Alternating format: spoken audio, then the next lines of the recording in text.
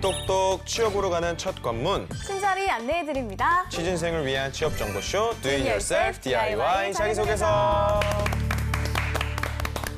네, 각종 취업 정보와 자기소개서 작성에 대한 궁금증 전문가와 함께 알아봅니다. 오늘은 권혁준 경제평론가, 박현민 편집장 모셨습니다. 안녕하세요. 네, 안녕하십니까. 권혁준입니다. 네, 안녕하세요. 박현민입니다.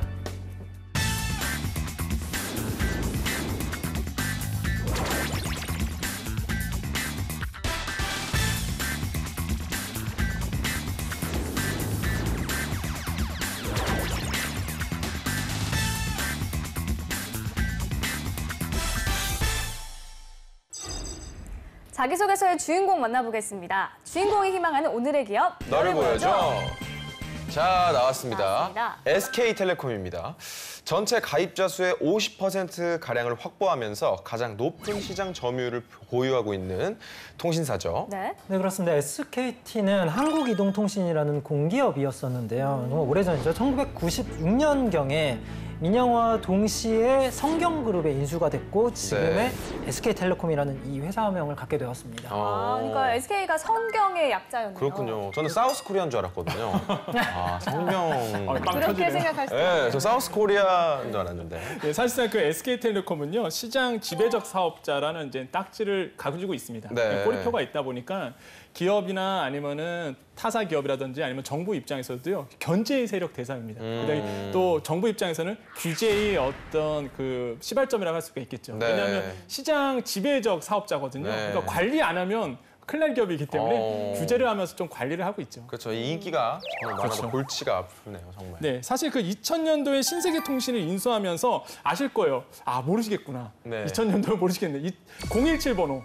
네, 저 때는 알거든요, 사실. 저도 기억나요. 아, 그렇죠. 네. 그 017 번호, 그러니까 신세계통신을 인수하면서 이제 사세가 굉장히 커졌는데 그 당시에 그 800MHz 대역을 2010년까지 독점적으로 이제 사용했기 때문에 어쩔 수 없이 다른 통신사에 비해서는 좀 유리한 입장이 있었고 이게 2011년도 6월에 LG U+에 이제 재분배가 되었습니다.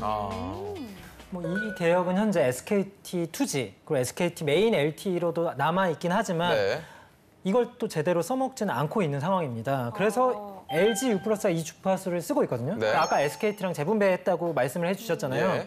그래서 광고에 LTE는 U+가 진리다. 뭐 이런 문구를 사용하면서 어필하는 게 바로 이런 속사정이 있었던 거죠. 이 광고 문구 하나도 전부 허투루 쓰는 게 없네요. 사실에 근거해서. 네, 근데 아직도 011 번호를 쓰시는 분들 많이 계시지 않나요? 네, 저희 아버지도 011, 어머니도 011 아직 네네네. 쓰고 계시거든요. 근데 뭐 좀 안 바꾸실 계획인 것 같습니다. 네. 저희 아버님 얼마 전에 바꿨거든요. 아, 그래요? 계속 전화가 와서 좋은 핸드폰 준다고. 네. 그랬던 것 같습니다. SK텔레콤 사용자 중에 약 138만 명이 아직도 이 011 번호를 고수하고 있다고 합니다. 네. 굉장히 많은 거죠. 사실 적은 숫자는 아니에요. 네. 그냥 오래 가지고 있으면 뭔가 돈이 된다 이런 소문도 있기도 했고. 그래요? 어쨌건 뭐 실질적으로 많은 사람이 여전히 쓰고 있다라는 네. 게 팩트입니다. 네. 최근에 SK텔레콤에 대해서 제가 들은 이슈로는 네. 5G 시대를 앞두고 이 투지 고객 때문에 좀 고민스러운 부분이 있다 이렇게 들은 적이 있거든요. 좀 설명 좀 부탁드릴게요. 이게 그 통신 업계에 따르면요, 사실 그 투지 가입자 수는 지난 1월 기준으로 한 245만 명 정도가 돼요. 전체 투지 가입자 수가. 그 중에서도 이제 SK가 138만 명으로 가장 많고 그 뒤를 이제 LG U+가 93만 명, 알뜰법 15만 명 순으로 이어지고 있죠. 그러니까 아직도 많이 남아 있다는 얘기입니다. 전체 앱으로 한 3.8% 정도가 네. 아직 남아 있어요. 네. 그러면 KT는 없나 봐요? 네, 그렇습니다. KT는 없습니다. 왜 그러냐면 KT는 지난 2012년에 네. 이 LTE 주파수 대역 확보를 위해서 이 투지를 강제 종료한 적이 있습니다. 이 때문에 투지 가입자가 아예 없습니다. 네, 맞아요. 그러니까 이 통사로서는 이제 5G 시대를 앞두고 있는 마당에 네. 투지 이거 관리하면 망 비용이 굉장히 많이 들거든요. 그러다 보니까 SK텔레콤 재무제표에 따르면 800MHz 주파수의 1년 이용 가격이 1,400억 정도가 됩니다. 네. 그러니까 이 돈을 또 들여서까지 관리를 해야 되니까 SK 입장에서는 조금 비용 부담이 좀 되는 부분이 있고요. 네. 사실 그 이거를 감안한다면은 앞으로도 수천억 원이 계속 들어갈 여지가 있으니까 뭐 KT 입장에서는 정말 좋은 거고 SK 입장에서는 이 망 관리 비용이 좀 많이 드는 거죠. 그렇군요. 네. 자, 그렇다면 평론가님 간단한 회사 소개부터 부탁드립니다. 네, 그 회사 소개해드리겠습니다. 그래서 대표는 이제 박정호 이제는 대표이사로 있고요. 설립은 1984년 3월 29일에 이제 설립이 됐습니다. 매출액 그러니까 2017년도 자료죠. 최근 자료입니다. 17조 1조 5,200억 원이 나왔고요. 영업이익은 1조 5,370억 나왔습니다. 당기순이익은 2조 한 6,500억 정도가 나왔고요.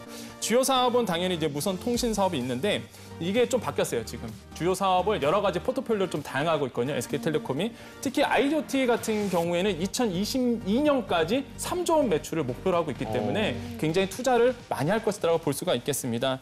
연역을 좀 말씀드릴게요. 왜냐하면 SK텔레콤의 히스토리를 좀 알아야 사실 이 기업 분석할 때 SK텔레콤이 어떻게 발전했는가를 우리가 알 수 있거든요.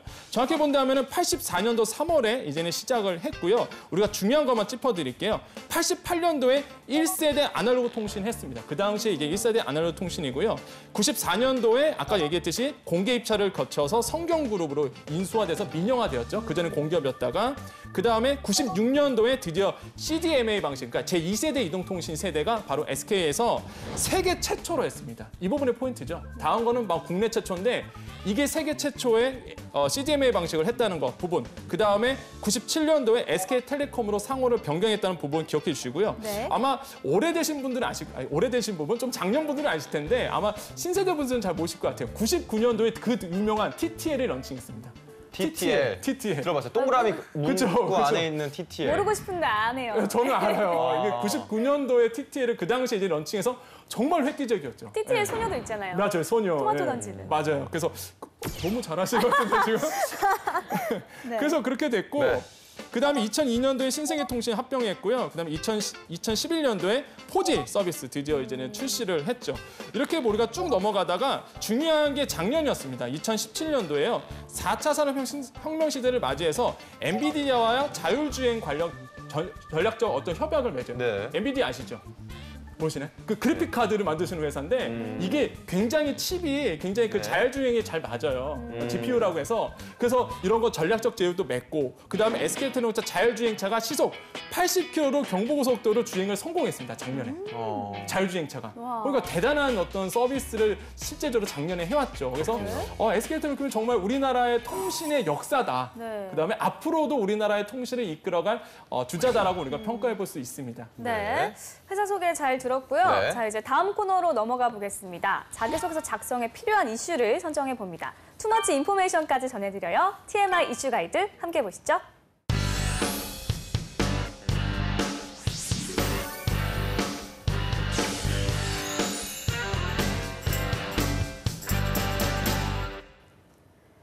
기업을 지원하는데 기업에 대한 배경과 정보를 제대로 알지 못하면 서류 전형은 물론이고 면접 전형에도 곤란한 상황이 생길 수 있는데요. TMI 이슈 가이드는 기업의 모든 것을 알아봅니다. 네, 이것만은 알고 가자 TMI 이슈 가이드. 오늘의 기업은 SK텔레콤인데요. 1984년 설립 이후 지금까지 1위를 굳건히 지키고 있는 이동통신 회사입니다. 네. 자, 그렇다면 지금부터 SK텔레콤에 대한 환경 분석을 해보겠습니다. 첫 번째 이슈 주시죠. 포화된 통신시장, 탈통신 가속화. 포화됐다는 건 확실히 무슨 말인 줄 알 것 같아요. 그 3사 간에 뺏고 뺏기는 그 치열한 경쟁이 있잖아요. 네. 근데 또 M&A는 기업 인수합병이잖아요. 그렇죠. 그 SK텔레콤이 탈통신을 하는 데 있어서 기업 인수가 필요하다는 얘기인지 궁금합니다. 본격적인 설명 부탁드릴게요. 네, 실제적으로 그 SK텔레콤은요 탈통신을 하고 있죠. 왜냐하면 지금 규제가 굉장히 많이 들어와요. 그다음에 무엇보다 그 문재인 정부가 들어서면 이후에 뭐냐면 문재인 정부의 공약이 있었죠. 바로 요금제를 싸게 하는 거. 네. 누구나 좀 싸게 이용하는 거. 그러다 보니까 수익성이 떨어지기 시작했습니다. 통신사들. 그러다 보니까 이제 탈통신을 해야 된다. 시기가 왔다 해서 여러 가지 사업을 하고 있는데요. 그중 하나가 이제 보안 서비스입니다. 그러니까 지금 시장에서는 그 AD 그 캡처 있잖아요. ADT 그 네, 보안 네. 이제 솔루션 이거를 이제 인수하려고 지금 시장에서 군침을 흘리고 있는 부분이고요. 만약 그렇게 된다면 SK텔레콤의 장점, IoT라든지 사물 인터넷이라든지 아니면 5G 이런 걸 통해서 실제적으로 최적의 보안 솔루션을 또 만들어낼 수 있는 어떤 시너지 효과가 기대될 수가 있겠죠. 또 한 가지는요, 바로 그 이제 콘텐츠 사업인데 SM 엔터테인먼트와 상호 지분 투자를 단행했었거든요. 네. 사실 이거 보면은 SK텔레콤은 SM 엔터테인먼트 자회사 SM CNC 지분 23.4%를 확보해서 제2대 주주로 올라섰습니다. 그러니까 무슨 얘기냐면 콘텐츠 사업에도 뛰어들어서 다양한 콘텐츠 사업을 통해서 수익을 다변하겠다는 얘기죠. 이런 부분도 있고 또 한 가지는 뭐냐면 음원 사업 같은 경우에도 다시 한번 좀 취업하려고 시도하려고 그러죠. 사실 이거는 뭐 시장에서는 알려진 바지만은 그 SK텔레콤 입장에서는 멜론 판 게 굉장히 뼈아파요. 맞아요. 네, 사실 왜냐하면 카카오. 예, 카카오는 말 그대로 대박 터진 거였고요. 네. 사실 시장에서는 그렇게 봤어요. 카카오는 멜론 인수한 게 신의 한 수였다. 네. SK텔레콤은 판 게 실책이다. 이런 정도로 굉장히 안타까워하고 있는데 그러다 보니까 컨텐츠 사업에 대해서 음원 컨텐츠 사업에 대해서 다시 한번 이제 하려고 노력 중에 있다라고 볼 필요가 있고 그런 부분 본다면은 우리 재정 씨 같은 경우도 예. 좀 좋은 어떤 시장이 열리지 않을까 그런가요? 그런 생각을 좀 해보네요. 알겠습니다. 지금 보니까 SK텔레콤 뭐랄까 좀 과감한 느낌이 있는 것 같습니다. 네, 아무래도 이런 M&A가 지속적으로 이루어지고 있는 추진하는 과정은 네. 아무래도 통신 사업에 편중된 이 수익 구조를 다각화하겠다 뭐 이런 계획이 있다고 하는 건데 그래서 많은 곳에 투자를 하고 있는 거죠. 네. 이게 박정우 그 SK 신임 사장이 취임 1년 만에 그 최고 경영자 직속으로 있던 한 12개의 부서를 이제 4개 부서로 이제 단축을 했거든요. 이제 축소시켰죠. 네. 그런 그 이유는요. 아무래도 제가 봤을 때 이제 5G 시대고요. 말 그대로 또 4차 산업혁명 시대잖아요. 그러니까 조직이 방대하면 굴러가는데 너무 힘드니까 슬림화해 갖고 빠르게 어떤 변화에 적응하겠다 이런 전략을 좀 볼 필요가 있던 거죠. 네. 그러니까 제가 봐도 굉장히 시장에서도 굉장히 잘했다고 평가할 수 있겠고 누구보다 벤처기업처럼 좀 빠르게 움직일 거다라고 시장에서는 기대를 하고 있습니다. 그러니까 오히려 사업부를 줄인 거네요. 그렇죠. 네, 아까 4개로 줄였다고 했는데 네. 말씀하신 4개의 사업부는 이동통신사업부, 미디어 사업부, 그리고 IoT 데이터 사업부, 서비스 플랫폼 사업부 이렇게 4개거든요. 네. 네. 이 4명의 사업부장들을 조직 간의 공유와 협업을 하라라는 의미로다가 같은 공간에서 근무하게 만들었다고 되게 획기적인 것 같아요. 그렇군요. 일의 능률이 오르는 것 아닌가요? 같은 공간에서 근무하면서 수시로 의견을 좀 교환하고 조율하면 속도가 좀 빨라질 것 같은데요. 그렇죠. 아무래도 부서 간의 벽을 없애고 한 사무실에 있다 보면 어떤 일이냐면 선의의 경쟁을 하게 되죠. 그리고 매출의 압박이 굉장히 심합니다, 사실. 그러다 보니까 이제는 말 그대로 의도적인 것 같아요. 어떤 거냐면 매출에 대한 어떤 좀 신경을 써라. 그리고 선의 경쟁을 해라. 이러면서 말 그대로 회사 자체가 성장할 수 있는 그런 모멘텀을 가지게 되는 어떤 케이스라고 볼 수 있죠. 네. 박정우 사장님이 승부수를 띄운 게 아닐까 싶은데요. 자, 그러면 다음 이슈도 보겠습니다. 다음 이슈 주시죠. 자, SK텔레콤 5G 자율주행차 산업 태풍의 눈 부상.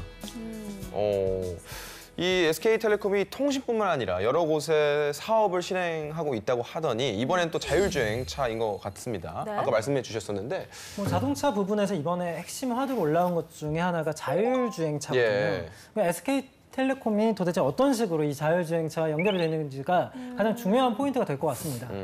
본격적으로 좀 부탁드립니다. 네, 그 자율주행차 같은 경우에는 기본적으로 우리가 4차 산업의 시대의 가장 큰 화두는 자율주행차, 뭐 네. AI, 그다음에 뭐 IoT 이런 건데 사실 자율주행차는 SK텔레콤과 굉장히 맞닿아 있어요. 왜냐하면 자율주행차가 되려면 기본적으로 필요한 게 인프라 시설입니다. 네. 예. 그중에서 또 5G 인프라예요. 5G가 왜 중요하냐면 초연결성, 초지연성입니다. 리얼이에요. 말 그대로 우리가 보통 지연이 되잖아요, 통신은요. 네. 조금 지연이 되는데 그게 아닙니다. 바로 실시간으로 초연결성이 되기 때문에 무엇보다 자율주행차에서 무엇보다 중요한 게 뭐겠어요? 사고가 나면 안 네, 되잖아요. 안전. 이잖아요 그러니까 초연결성이 돼야 되는데 근간이 되는 게 5G 기술이고요. 5G 기술을 가장 잘한 기업은 어디냐? 결국에는 우리나라에 있는 SK텔레콤 아니면은 KT라는 거죠. 또 LG U+도 있겠고요. 그러다 보니까 가장 큰 화두가 바로 자율주행차. SK텔레콤 입장에서는 자율주행차라고 말씀드릴 수가 있겠죠. 그러다 보니까 5G에서는요, 레벨 4 자율주행차의 지금 단계거든요. 그러니까 레벨 4가 자율주행차가 어떤 거냐면 핸들이 필요합니다. 브레이크가 필요해요. 자율주행차인데 AI가 움직이는데 핸들하고 브레이크가 아직은 필요한 단계. 이게 레벨 4고요. 레벨 5는 뭐냐면 다 필요 없습니다. 어이구.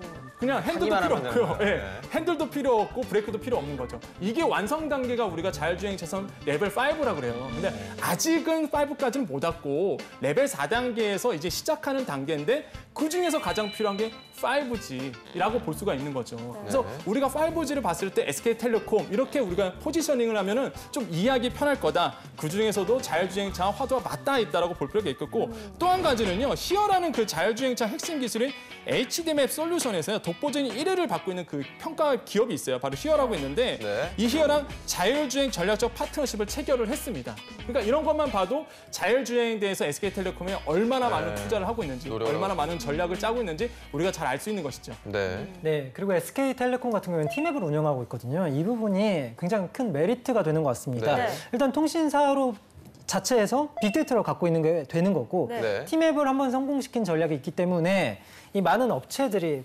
아무래도 눈여겨보고 있다는 얘기가 됩니다. 네.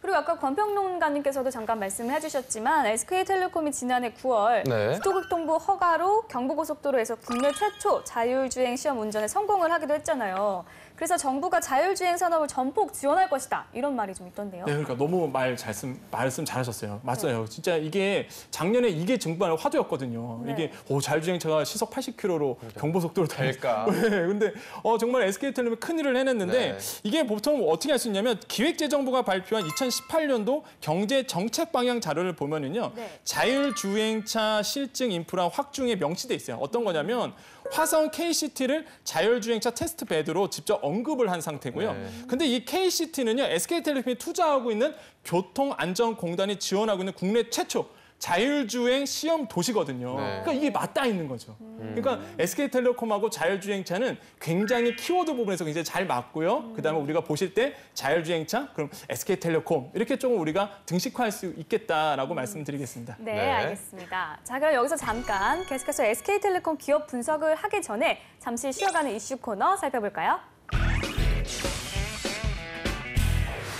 네, 막간을 이용해서 박 편집장님께서 잠시 쉬어가는 이슈 랭킹을 준비해 주셨죠?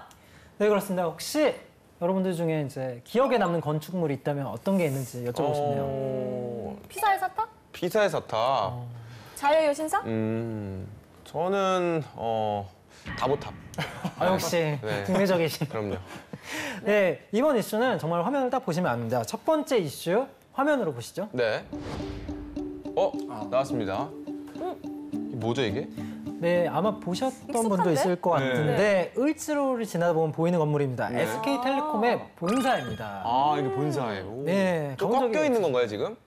네, 약간 휘어져 있는 거죠. 네. 그러니까는 이 SKT 타워라고도 불리는 이 건물은 건축적으로도 나름대로 알려져 있는 거거든요. 네. 건축가가 아론탄이라고 홍콩 출신의 건축가입니다. 네. 그러니까 SK텔레콤의 본사 외에도 우리가 알만한 걸로는 W 호텔, 그리고 쉐라톤 그랜드 워커리 호텔, 네. 그리고 전주대학교 중앙도서관을 오. 설계한 건축가입니다. 네. 잘 알겠는데요. 근데 본사 사진은 왜 보여주신 건가요? 사진을 자세히 보시면 아시겠지만 네. 약간 고개를 숙인 것처럼 건물을 그러니까요. 숙인 것처럼 보였다고 네. 아까 말씀했잖아요. 네. 그럼 구부러진 건물로도 이름이 알려지기도 했는데 네.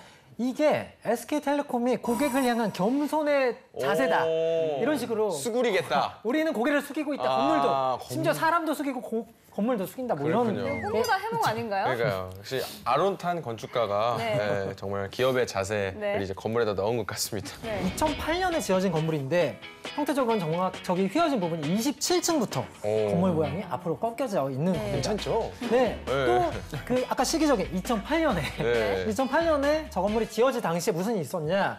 플립형, 폴더형 휴대폰이 좀 대세인 시절이에요. 아, 그러니까 마치 이 구부러진 건물이 마치 폴더형 휴대폰을 의미한 것 아니냐. 이것을 오. 상징한다라는 얘기도 또 있었던 거죠. 그렇군요. 아, 지금 들으면 굉장히 해석이 웃기긴 한데 네. 그 당시에 들었을 때는 그럴 수도 있겠다 이렇게 맞아요. 끄덕끄덕했을 것 같아요. 알겠습니다. 자, 요즘은 독특한 형태의 건물이 많지만 그 당시는 또 안 그랬으니까요. 충분히 이해가는 상황인 것 같고요. 네. 다음 이슈 보겠습니다. SK텔레콤의 요금제 개편 큰 그림. 아까 그 뭐 평론가님께서 말씀하실 정권이 바뀌면서 말씀 좀 요금제를 낮추기 위한 네. 것들이 있다고 내용이 했는데, 아닌가. 네. 말씀이 나와서 말인데 여러분들 지금 요금제 어떤 거 쓰고 계시나요? 저 지금 처음부터 SK텔레콤 쓰고 있고 가족이 다 쓰고 있어서 그 온 가족 할인을 지금 받고 있습니다. 또 우리 저 같은 경우는 네. 이제 고객적으로 욕을 먹을 수도 있는 거지만 저는 네. 하라는 거 합니다. 가서 가입할 때 네. 통신사에서 하라는 거 있잖아요. 가입할 때. 그러면 그러네요. 아니 뭐 그렇게 보실 거예요. 저는 전문가에게 맡기자. 네, 그런 것도 맞죠, 맞죠. 하라고 하면 그게 저도 가장 좋은가요? 결국은 삼촌이 SK 대리점을 하시기 때문에 그래서 가게 됐던 계획이었던 거고요. 권 평론가님은요? 저는 가족 그 온 가족 할인 묶어서 하고 SK세요? 네, 그래서 맨날 그 문자 날라오잖아요. 맞아요. 얼마 할인됐다. 네. 별것도 아닌데 그냥 기분 좋아요. 네, 맞습니다, 맞습니다. 네. 그 각 통신사 요금제는 진짜 너무너무 많죠. 일일이 따져보는 것도 귀찮은 일이고요. 네. SKT가 말하는 요금제 개편은 어떤 내용인지 권평론가님 부탁드립니다. 네, 그 SK텔레콤은요 이번 그 MWC에서 MWC 2018에서 대대적인 그 요금제 개편을 예고한 상태였습니다. 실제적으로 그럴 수밖에 없는 게 네. 요금제 개편을 하지 않으면 정부에서 일단 압력이 들어오기 때문에 왜냐하면 지금 분위기는 말 그대로 싼 가격에 통신을 개방해라 이런 느낌이거든요. 네. 그러다 보니까 지금의 요금제로 하다 보면은 굉장히 그 정부에서 압력이라든지 또 이번에도 뭐 만개방이 나왔지만은 뭐 요번에 뭐 판결도 나왔어요 대법원에서 네. 원가 보상률을 공개해라. 그러니까 원가 보상률을 실제적으로 시민단체에게 공개해라고 나왔기 때문에 그런 점에서 본다면은 SK텔레콤 입장에서는 뭐라 할까요? 이거를 보편 요금제처럼 좀 싼 가격의 요금제가 나올 수밖에 없는 상황이에요. 네. 거시적인 환경이. 네. 그러니까 통신사가 꼭 SK텔레콤뿐만 아니라 LG U+라든지 KT가 다 그렇게 형식을 하고 있죠. 그러다 보니까 요금제가요 굉장히 싼 요금제들이 굉장히 지금 많이 나오고 있는 상태다라고 볼 수가 있겠습니다. 이 의미가 뭐냐면요. 5G 시대로 변하는 이동통신 패러다임 속에서요. 지금까지 그 낙전 수입은 걷어내고 이제 고객 혜택을 돌려줄 수 있는 통신 서비스를 하겠다. 뭐 이미지를 새롭게 바꿔보겠다라는 의미로 해석할 수 있겠죠. 그래서 요금제를 비롯해서 총 8가지 고객가치 혁신 과제를 SK텔레콤에서는 기획을 하고 있습니다. 그중 4가지가 이제 발표가 됐는데 첫 번째로 과학적 데이터 분석에 접근한 요금제 개편안을 추진하겠다. 이것이 첫 번째고요. 두 번째로는 해외 로밍 요금 과금 체제를 개편하겠다 이런 부분이 있습니다. 사실 로밍은 굉장히 좀 불편함이 좀 많았었거든요. 과금 체제가 이런 부분을 좀 개편하겠다라고 볼 필요가 있겠고 세 번째로는 선택 약정 할인 사각지대를 최소화하겠다 이런 부분이 있고요. 마지막 네 번째로는 T 멤버십 개편을 하겠다라고 이제 발표한 상태입니다. 박정호 SK텔레콤 대표이사는요 최근 이런 얘기를 했는데요. 새로운 요금제는 옷 사이즈처럼 라지, 스몰로 단순하게 이야기할 수 있는 서비스가 될 것으로 보인다라고 말했으니까 단순하면서도 혜택이 좋은 요금제가 나오지 않을 수 있지 않을까 이런 좀 생각을 해보게 되죠. 네. 네. 고객들이 요금제를 쉽게 알 수 있도록 요금제 종류를 줄이겠다는 뜻으로 해석을 할 수 있겠네요. 자, 그렇다면 TMI 이슈 가이드 마무리 기업 분석 부탁드립니다. 네, 사실 지금 통신 업계의 가장 큰 화두는요, 바로 그 주파수 경매입니다. 예. 네, 주파수 경매에 대해서 너무 어려운 얘기다 보니까 자소서에는 녹여낼 필요는 없을 것 같아요, 네. 사실. 근데 네. 이것만 아시면 돼요. 주파수는 공공재입니다. 네. 그러면 공공재는요, 사실 나라에서 정부에서 관리를 하고요. 통신사들은 그것을 경매를 받아서 주파수 대역을 확보하게 돼요. 그러니까 어떤 통신사에서 가장 좋은 주파수 대역을 경매 방식으로 낙찰을 받느냐 이게 통신사에서는 가장 큰 화두고요. 네. 이게 요즘에 진행되고 있고 앞으로도 계속적으로 망통신의 어떤 경매는 이루어질 것이니까 SK텔레콤에 만약에 관심이 있으신 분들은 이런 어떤 경매, 망 경매, 주파수 경매에 대해서 관심을 가질 필요가 있겠다라고 말씀을 드리고요. 또 한 가지는 우리가 SK를 우리가 취업한다 그랬을 때 가장 보셔야 될 게 SKMS라는 걸 아셔야 됩니다. 이게 뭐냐면 SK 매니지먼트 시스템으로서 SK 고유의 어떤 경영 이념, 그다음에 어떤 뭐 말 그대로 경영 기법 이런 것을 정리한 거거든요. 이게 사실 SK텔레콤이라든지 SK 자회사들 사이트에 들어가면 꼭 있어요. 그러니까 이것도 유심히 보시면서 공부를 좀 하셔야 됩니다. SK가 나아가는 문화적 가치라든지 경영 방식이라든지 그래서 SKMS에 대해서 좀 우리가 정립할 필요가 있다라고 말씀을 드리겠습니다. 네. 네. 자, 지금까지 TMI 이슈 가이드. 오늘은 SK텔레콤에 대해서 알아봤습니다.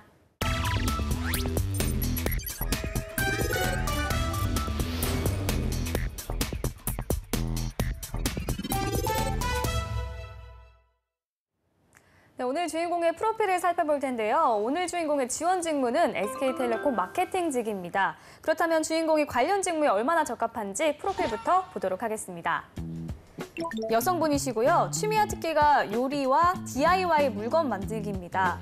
전공은 중어중문학과고요. 어학 점수는 토익이 970점, 오픽이 AL, 그리고 신 HSK 201점입니다.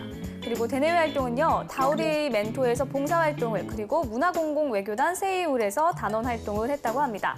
자격증은 커마 2급, 한국사 능력 검정시험 1급, 그리고 경력으로는요. 호주 법률사무소에서 보조사무실 매니저, 그리고 카페 매니저, 고등학교 방학특강 교사를 했다고 합니다. 네, 토익이 거의 만점에 가까운 점수입니다. 대단합니다. 그리고 또 여기 보면 호주 법률사무소 보조사무실 매니저를 한 네. 경력이 있는 걸 보아하니 외국에서 살다 오신 것 같기도 하고요. 네, 박 편집장님께서는 어떤 부분 좀 눈여겨보셨나요?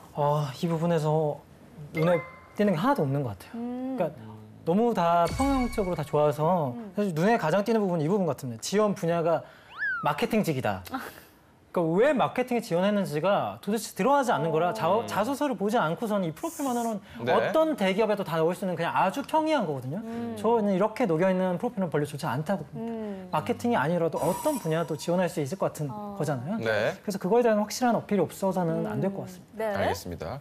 우리 평론가님께서는 눈 띄는 게 있을까요? 네, 혹시 SK텔레콤에 어필할 수 있는 부분도 있다면 좀 저는 그렇게 생각을 해요. 사실 마케팅직은요, 실제 대학생들 동아리 활동이 굉장히 많거든요. 네. 그러니까 어떤 거냐면 마케팅 동아리가 굉장히 많아요. 대학 내에서도 그렇고 연합 동아리도 네. 많습니다. 그래서 그 안에서 굉장히 그 다양한 인맥들과 정보를 얻는데 희한하게도 마케팅 지원자인데 그런 내용이 없어서 저는 좀 의아했어요, 사실. 왜냐면 마케팅 지원자들 대부분 가지고 있는데 이런 부분이 좀 아쉽게 느껴지지만은 그래도 다양한 그 외부 활동을 좀 했던 부분에서는 뭐 마케팅이 꼭 마케팅만 있는 건 아니잖아요. 분야도 홍보도 있고 예를 들어 말 그대로 영업 마케팅도 있고 여러 가지가 있다 보니까 다양한 뭐 대외 활동한 거는 굉장히 긍정적으로 좀 볼 수가 있습니다. 네. 네. 자, 그러면 2부에서 본격적으로 자기소개서 보면서 지원 분야에 적합한 인재인지 확인해 보겠습니다.